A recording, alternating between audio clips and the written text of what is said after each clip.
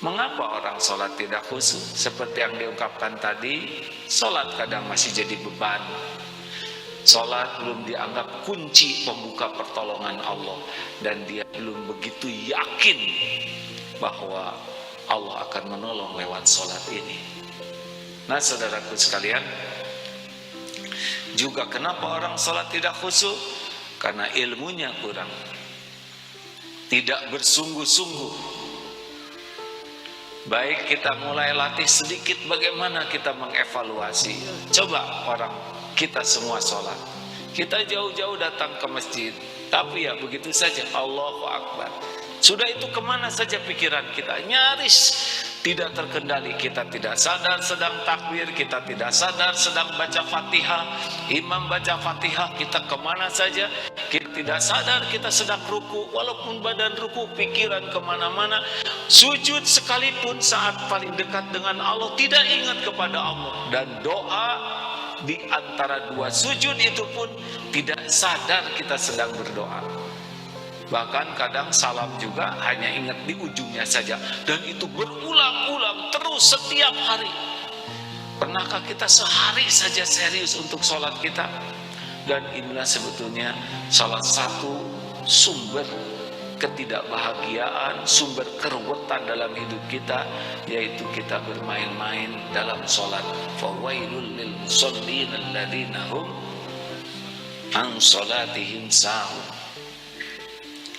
Bagaimana ikhtiar kita? Satu, agar kita bisa memperbaiki sholat.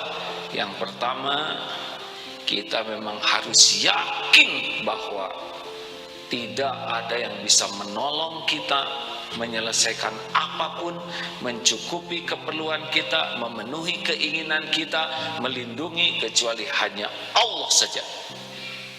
Dan sholat adalah salah satu gerbang. Jadi seperti punya kunci yang bisa membuka, terbukalah ampunan, kasih sayang, rezeki, kecukupan, petunjuk. Ini sholat. Hadirin sekalian, kalau kita bahas keutamaan sholat, dahsyat sekali. Salah satu yang paling fenomenal adalah al-mu'minun tadi. Kesuksesan, kebahagiaan, itu dari sholat yang khusyuk. Jadi kita harus kalau mendengar sholat, ini gerbang pertolongan Allah. Ini masalah saya akan dapat solusi. Ini jalan keluar yang bisa saya dapatkan. Ini adalah perlindungan yang bisa saya peroleh. Apapun ada dalam genggaman Allah, dan Allah menjanjikan memberikan kepada orang yang sholatnya bagus. Memperbaiki sholat, Allah yang memperbaiki urusan kita. Bukan kita yang memperbaiki diri. Nanti Allah membimbing kita bisa memperbaiki banyak hal. Gerbangnya sholat. Kalau yakin seperti itu, maka mengingat sholat, datang waktu sholat semangat sekali, sebagaimana semangatnya orang yang akan dapat THR besar.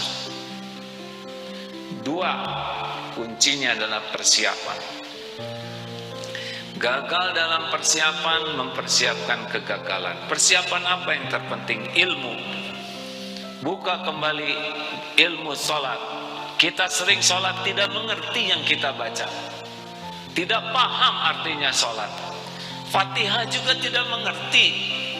Subhana rabbiyal azim juga tidak paham. Bagaimana kita bisa menikmati? Buka kembali buku bacaan sholat, pelajari sampai kita yakin dari iftitah sampai salam kita mengerti bacaan kita. Lalu bagaimana aturan-aturan sholat? Pelajari kembali.